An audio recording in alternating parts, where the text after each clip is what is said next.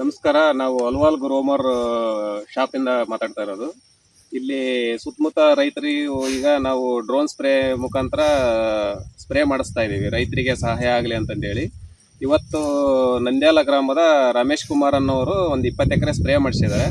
ಅವರ ಒಂದು ಏನು ಅನ್ನಿಸ್ತು ಸ್ಪ್ರೇ ಮಾಡಿ ಅಂತಂದೇಳಿ ಆ ರೈತರನ್ನ ಕೇಳೋಣ ಬನ್ನಿ ಇವತ್ತು. ಸರ್, ನಿಮಗೆ ಇವತ್ತು ಡ್ರೋನ್ ಸ್ಪ್ರೇ ಮಾಡಿಸಿದ್ರಲ್ಲ, ನಿಮಗೆ ಇದರಿಂದ ಏನು ಅನುಕೂಲ ಆಗಿದೆ? ನಿಮಗೆ ಏನು ನಿಮಗೆ ಹೊಡಿಸಿದ್ದು ಯಾವ ಥರ ನಿಮಗೆ ಅನಿಸಿಕೆ ಆಗಿದೆ? ನಮಗೆ ಹೊಡಿಸಿದ್ದು ತುಂಬ ಚೆನ್ನಾಗಿ ಅನಿಸ್ತದೆ. ಒಂದನೇದು. ಎರಡನೇದು, ಲೇಬರಿಗೆ ನಾವು ಸ್ವಲ್ಪ ಇದು ಮಾಡೋಕೆ ಕಡಿಮೆ ಅನಿಸ್ತದೆ, ಕೆಲಸ ಟೈಮನ್ನು ಉಳಿತೈತಿ. ಆಮೇಲೆ ಈ ಸಣ್ಣ ಭತ್ತಗಳಿಗೆಲ್ಲ ಇದೆಲ್ಲ ನಾವು ಬತ್ತಿ ಗಿತ್ತಿ ಅಲ್ಲಾಡಿದ್ರೆ ಎಲ್ಲ ಭತ್ತ ಜಂಡು ಗಿಂಡದ ಬಿದ್ದುಬಿಡ್ತು ಮಡ್ಚಿಗೆ ಅಂದು. ಇದು ಸ್ಪ್ರೇ ಅಪ್ಪರ್ ಹೋದ್ರ ಮೇಲೆ ಹೋದ್ರಿಂದ ಆ ಥರ ಏನು ಬೀಳಲ್ಲ, ಭತ್ತ ಕ್ಲೀನ್ ಹೋಗ್ತಾ ಇರ್ತೈತಿ, ಕ್ಲೀನ್ ಸ್ಪ್ರೇ ಬೀಳ್ತೈತಿ.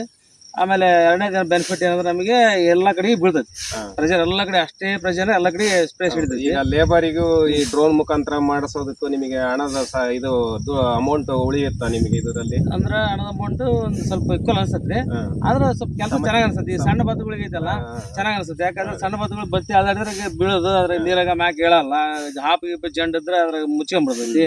ಸಣ್ಣ ಭತ್ತಗಳಿಗೆಲ್ಲ ಚೆನ್ನಾಗಿ ಅನ್ಸುತ್ತೆ ಹೊಡೆದ ಅಂದ್ರೆ. ಈಗ ನೀವು ಹೇಳೋ ಪ್ರಕಾರ ಈಗ ರೈತರಿಗೆ ಏನು ಹೇಳಕ್ ಇಷ್ಟಪಡ್ತೀರಿ? ಇದನ್ನ ಹೊಡಿಸ್ಬೋದು ಅಂತೀರಾ? ಹೊಡಿಸ್ಬೋದು, ಚೆನ್ನಾಗಿ ಹೊಡಿಸ್ಬೋದು, ಟೈಮ್ ಉಳಿತೈತಿ, ಅಟ್ ಎ ಟೈಮ್ ಕೆಲಸ ಆಕತಿ, ಆಮೇಲೆ ಚೆನ್ನಾಗಿ ಅನ್ಸುತ್ತೆ ಹೊಡಿಲಿಕ್ಕೆ. ಈಗ ರಮೇಶ್ ಕುಮಾರ್ ಅವರು ಹೇಳ್ತಾ ಇದ್ದಾರೆ, ಡ್ರೋನ್ ಮುಖಾಂತರ ಸ್ಪ್ರೇ ಮಾಡಿಸಿದ್ರೆ ಸಮಯ ಮತ್ತು ಲೇಬರ್ ಚಾರ್ಜ್ ಕೂಡ ನಮಗೆ ಸೇವ್ ಆಗುತ್ತೆ.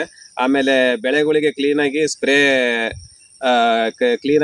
ಆಗೋದ್ರಿಂದ ಬೆಳೆಗಳಿಗೆ ಚೆನ್ನಾಗಿ ಆಗುತ್ತೆ ಅಂತಂದು ಈಗ ಹೇಳ್ತಾ ಇದಾರೆ.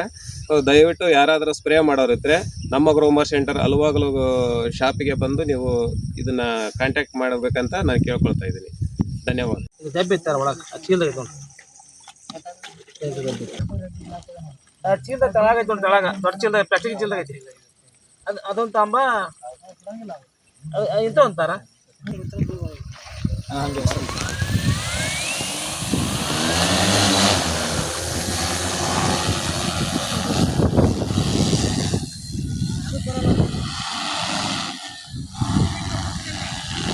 ಅಲ್ಲಿ ಚಾಲು ಹೋಗ್ತಾನ, ಎಲ್ಲಿ ಖಾಲಿ ಆಗಿ ಅಲ್ಲಿ ಸ್ಟಾರ್ಟ್ ಆಗುತ್ತಾನ.